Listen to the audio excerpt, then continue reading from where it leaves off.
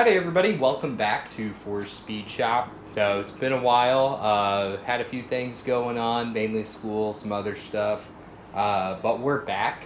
So today we're working on my 2000 DRZ400.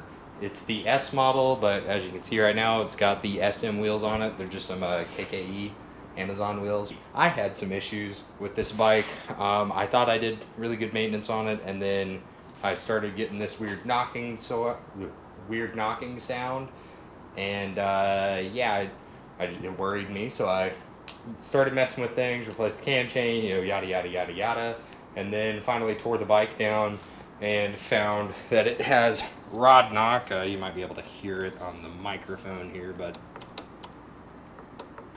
you can't really hear it. Anyways, it's got rod knock, no bueno. But I happen to have this fantastic looking box, which has a hot rod stroker crank in it, because the stroker crank is the same price as the stock crank. So that's what we're going to be doing today. Is I'm going to be pulling the motor out of this thing, and we're going to tear it down, put the stroker crank in it, and yeah, get it back on the road.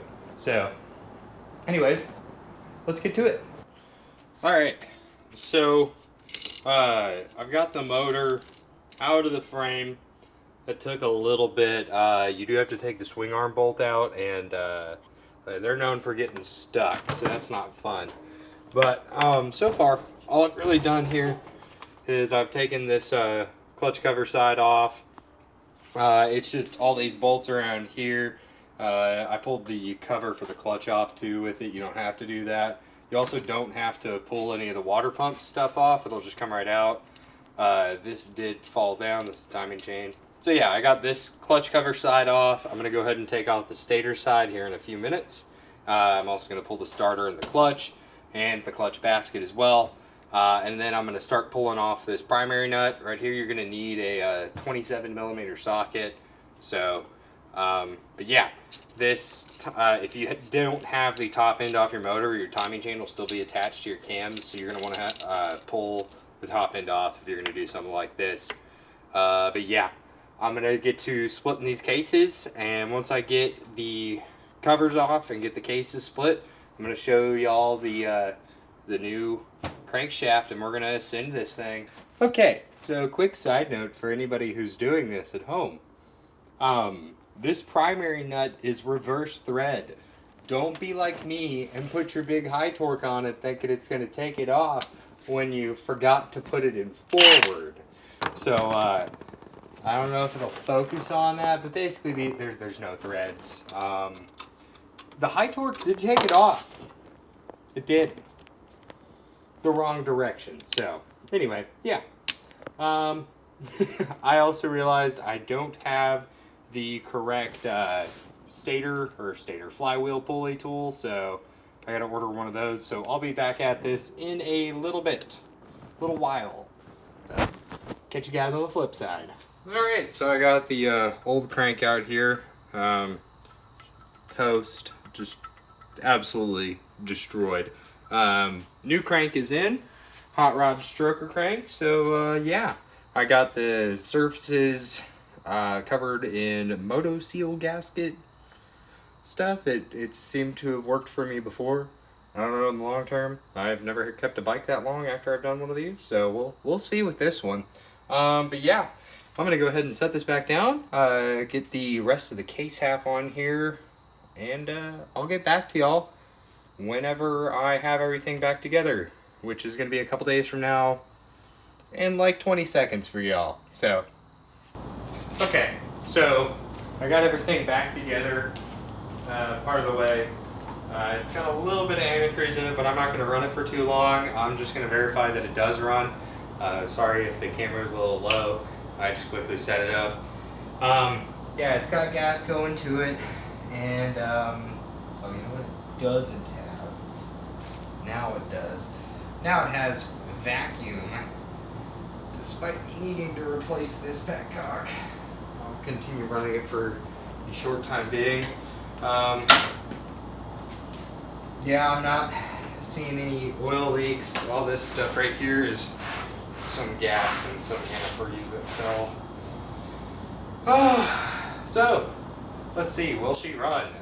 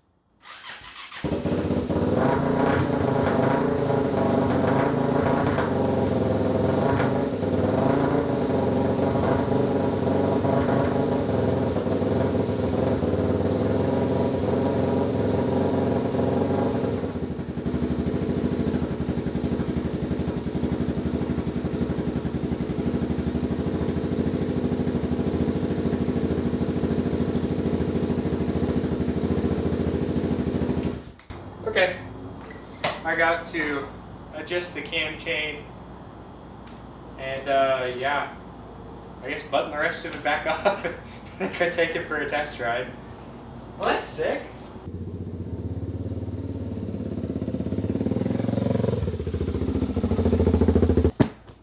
Welcome back, everybody. So it's been a little while. I'm really not sure how long. You guys saw me get the bike running and ride it around. Last time I rode it around, I needed a jump start. The battery's dying. That's why the back cover's off right there. But it had water in the gas, which I thought was the main issue. Pulled the carb, cleaned it out, noticed a little bit of gunk in it, took it all apart, you know, checked it all out. And that wasn't the full issue, which is weird.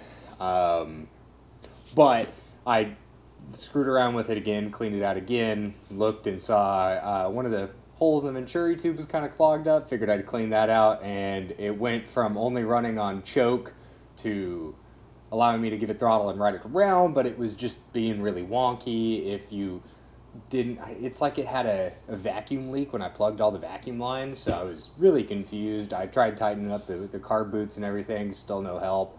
So I'm going to check those again, but in the meantime, I ordered an FCR carb. Moto Cheese did a good video on an Amazon FCR carb, and I don't really want to drop a lot of money on a name brand FCR or Electron. I just don't really have that disposable income to throw around, so I figured I'd go for that the knockoff FCR on Amazon. I've seen good reviews about it, so I ordered that. It was supposed to be here today, but Amazon delayed it. I guess something happened. It said it was delayed in transit. That's all I got.